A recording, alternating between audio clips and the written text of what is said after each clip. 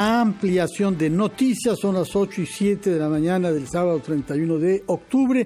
Comenzamos nuestro programa naturalmente enviando un saludo a los intérpretes de la música criolla que han mantenido viva esta tradición que remonta a muchas generaciones y que ha permitido que nuestros compatriotas desde el siglo XIX puedan reunirse, puedan compartir sus experiencias y puedan conocerse mejor unos a otros. Y naturalmente pensamos también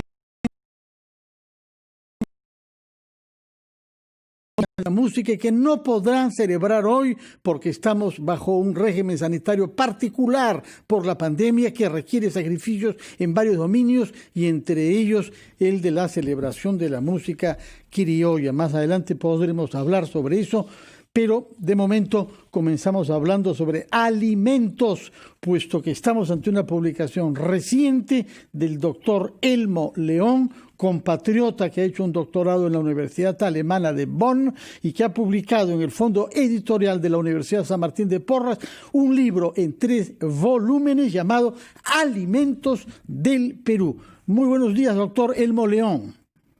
Buenos días, don Fernando.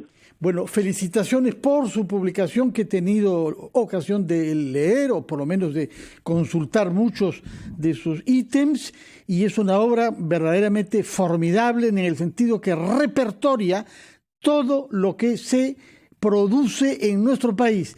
Se siembra en la tierra, se caza en los bosques, se pesca en los mares o se caza en los aires, de manera que es una cosa sumamente completa, la comida peruana a través de sus alimentos de todo tipo. ¿Cuánto tiempo le ha tomado esta obra enciclopédica, doctor Elmo León?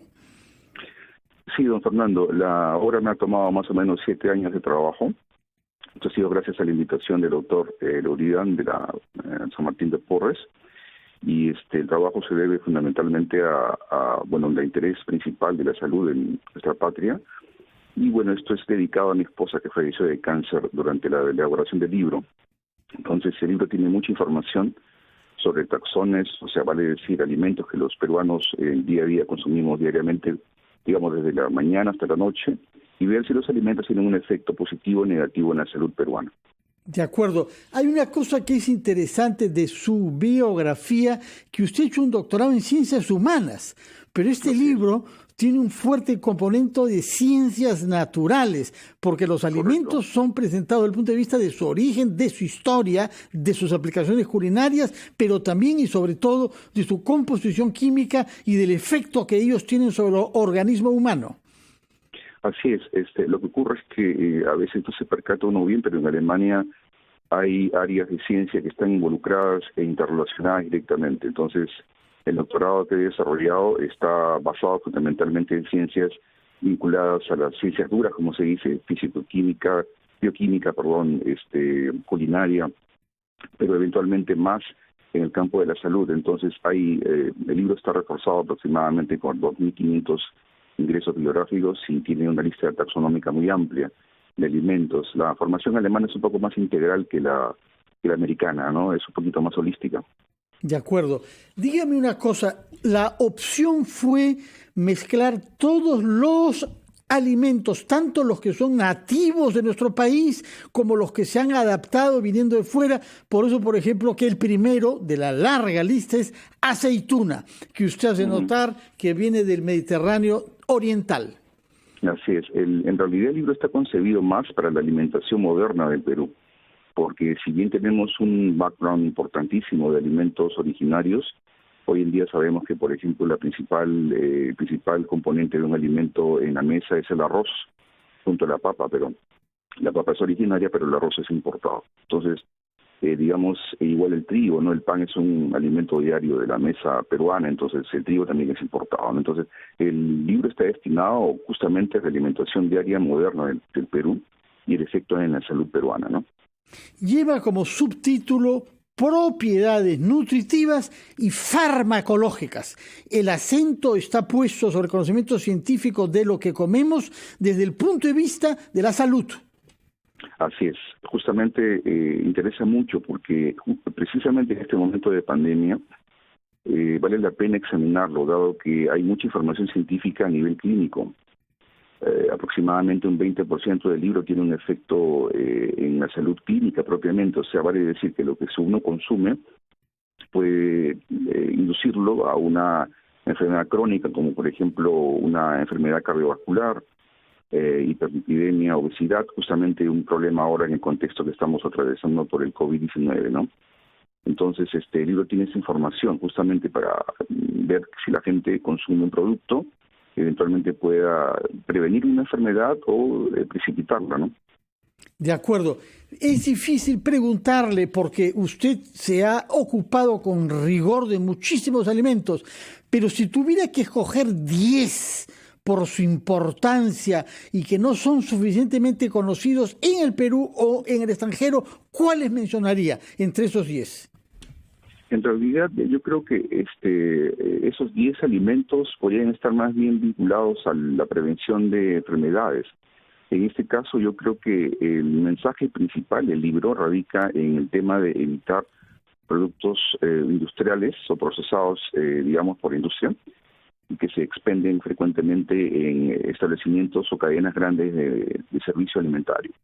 Yo creo que el libro, el principal aporte que tiene es intentar consumir productos frescos, naturales, incluso eventualmente orgánicos, ¿no? Que creo que tienen mucho más efecto en la salud preventoriamente hablando, y apuntar más a evitar azúcares, grasas saturadas y alimentos, por ejemplo, procesados o medidos en lata, ¿no?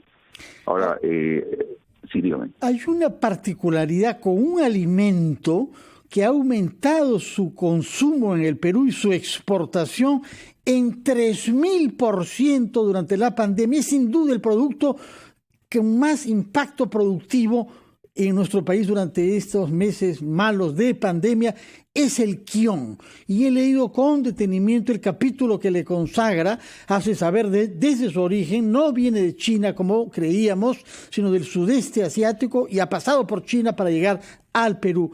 ¿Por qué esta pasión descubierta por el quión, que ha sido tradicional naturalmente de nuestra comida chifa, pero que se ha incorporado a otras formas de consumo como bajo forma de jugo?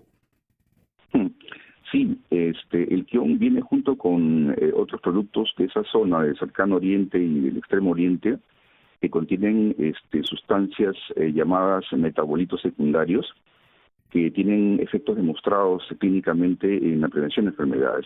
Hay toda una historia extensa del quión. Justamente ayer estaba examinando un poco el libro otra vez porque realmente a veces olvido ciertos pasajes porque tanta cantidad de información, pero usted recordará, por ejemplo, que en el momento que explosionó el tema de la pandemia, hubo camiones de ajo en China. En realidad, el ajo es un alimento tradicional chino que ha prevenido por mucho tiempo enfermedades bacteriales infecciosas. Y hoy en día todavía se siguen usando, solo que lamentablemente a veces vernacularmente hablando se consume demasiado y justamente por ello una mujer enfermó gravemente, ¿no? Pero estos elementos tienen sustancias que están probadas de manera bioactiva como funcionales en la salud humana. Entonces, hay un tema ahí de fondo que es el alimento natural como preventorio y a veces terapéutico para algunas poblaciones, ¿no? Y eso está examinado y publicado en algunas revistas de ciencia, no solamente occidentales, pero también orientales, ¿no? Una última pregunta, doctor Elmo León.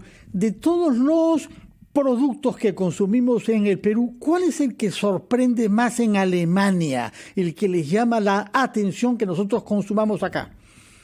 Bueno, yo pienso que allá en la historia de la quinoa es interesante porque la quinoa fue incorporada en Alemania a fines del siglo XIX.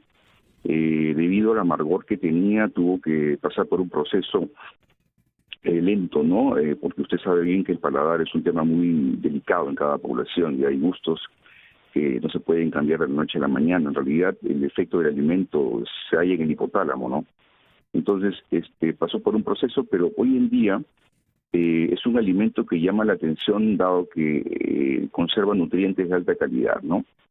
En realidad, yo creo que la quinoa puede ser ese producto, pero sí, diga, solamente un tema a finalizar antes de la entrevista, ¿no? Era el tema de algunos alimentos micronutrientes, particularmente hablando de vitaminas, que en el contexto de la pandemia pueden ser importantes para la prevención del virus, ¿no?